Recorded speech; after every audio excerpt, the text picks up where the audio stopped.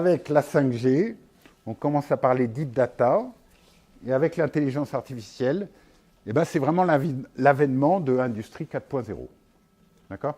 Donc je vous rappelle, 1.0 c'est la machine à vapeur, 2.0 c'est l'électricité, 3.0 c'est l'informatique, et 4.0, ça fait longtemps que les Allemands ils poussent là-dessus, c'est la data. Et là, IBM nous explique, donc il y avait Ginetta qui était là, elle est en train de réussir son pari, elle dit, voilà, je vous donne un chiffre, c'est assez étonnant, c'est un énorme paradoxe, les boîtes utilisent 1% des données qu'elles collectent. Bon, c'est vrai, pas très surprenant, etc. Eh bien, maintenant, je vais vous donner 1000 fois plus de données. Tu dis, attends, on ne les utilise pas, tu vas nous donner 1000 fois plus, c'est pour faire du stockage. Non, non, mais parce que grâce à l'intelligence artificielle et vous arrêtez quantum computing, là, vous pouvez y aller, et là, on va se régaler. Alors, pourquoi la 5G va arriver à créer ce phénomène, ce qu'elle appelle de deep data au niveau marketing? Donc, si vous voulez être branché dans les dîners, ça fait bien.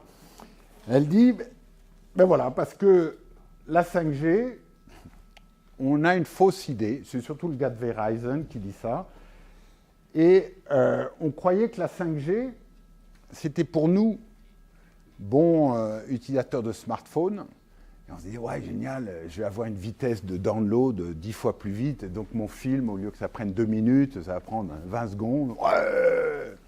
OK? Et il dit, non, c'est pas ça du tout. Et il y a le nouveau concept, alors notez-le, de fixed wireless. OK? C'est fixe, mais il n'y a pas de câble. Et donc aujourd'hui, la promotion de la 5G, donc ils déploient de la 5G au Texas en ce moment, alors qu'il n'y a pas de téléphone mobile 5G. Mais c'est pour du fixe wireless. Donc vous avez une lampe, elle est fixe, et plutôt qu'aller mettre un câble, vous mettez wireless, et puis je commence ma lampe comme ça, etc., etc. Alors, il nous explique bien ça, c'est le patron de Verizon, en disant, voilà, il y a les 5 currencies de la 5G, et nous, on était là à se dire, peak data, 10 gigabytes par seconde, ça va être du top, mais ce n'est pas ça le sujet. Le sujet, c'est tout le reste, et tout le reste, c'est le bonheur des industriels. Un temps de latence de 5 millisecondes. Donc la latence, c'est le temps qu'il faut pour que le signal monte là-haut, et puis hop, et redescende. D'accord? Donc 5 millièmes de seconde, je vous rappelle un chiffre, c'est la sécurité routière, faites gaffe. Hein. Votre temps de réaction, réflexe, c'est 1 seconde. D'accord? Alors vous êtes très très bon, toi ça doit être 700 millisecondes. Et Sébastien Loeb, ça doit être... Ah bon. Donc, avec 5 millisecondes, qu'est-ce que vous faites? Vous faites des trucs complètement ouf. Alors, je vous donne un petit truc. La voiture autonome. 95% des accidents sont d'origine humaine. D'accord? Et parmi ces 95%, 40%, c'est le conducteur qui dit « Ah, mais je n'avais pas repéré, je croyais que c'était un lapin. En fait, c'était une gazelle et je n'ai pas fini assez tôt. » Ou bien je croyais que c'était un ballon et en fait c'était un enfant, donc je n'ai pas pilé tout de suite. Avec 5 millisecondes, la caméra elle détecte avant vous, il y a l'alerte qui est donnée, et elle appuie sur le frein et vous n'avez même pas vu qu'il y avait un enfant qui allait jeter. Mais c'est phénoménal. Hein.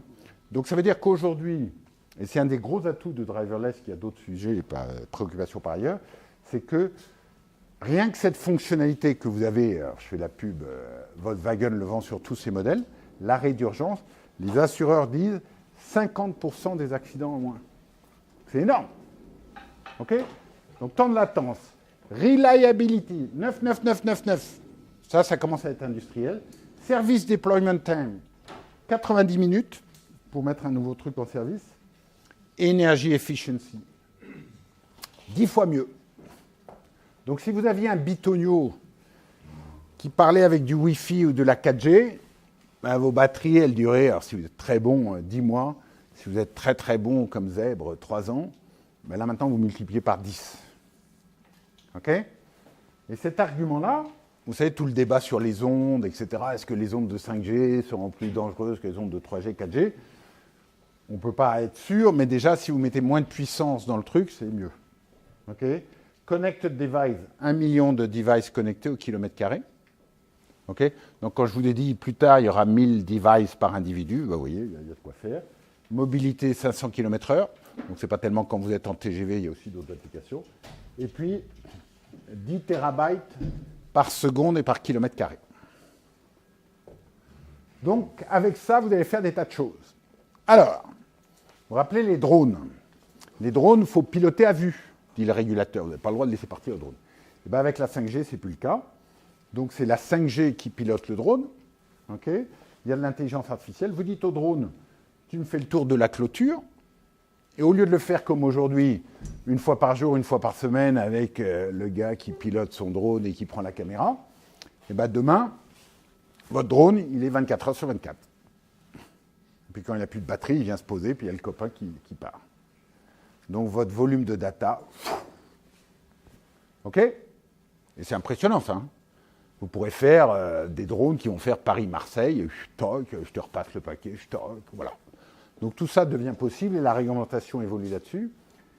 Alors voilà, ça c'est un très bel exemple de truc qui était impossible et qui illustre bien les deux propos.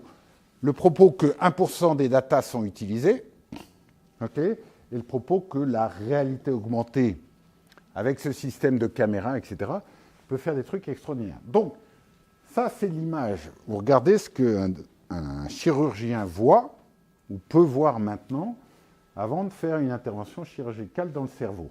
Donc vous imaginez quand vous avez une petite tumeur là, et qu'il faut aller faire un trou, il faut mieux viser juste sur la tumeur pour ne pas faire d'hémorragie là où ce n'est pas nécessaire dans le cerveau. Okay, aujourd'hui, le médecin il a une belle photo d'IRM, là, ou je ne sais pas quoi, de scanner, mais il doit être là, et puis il le met là, il regarde là, et demain, il est capable de projeter la photo sur le crâne du patient. Donc vous voyez là, avec ses doigts, il fait des gestes, okay, et il voit exactement où est sa sonde, etc. Et puis comme vous avez un temps de 5 millisecondes de réaction, et que vous avez une très faible consommation énergétique, vous supprimez tous les câbles. Okay, vous voyez le casque de réalité virtuelle, là. Vous avez un énorme câble derrière vous, là. C'est pas très... Bon, demain, vous mettez des antennes 5G, vous avez les batteries, vous n'avez plus de câbles. Okay, donc, qu'est-ce qu'on va inventer avec tout ça? Des trucs qu'on n'a pas idée aujourd'hui.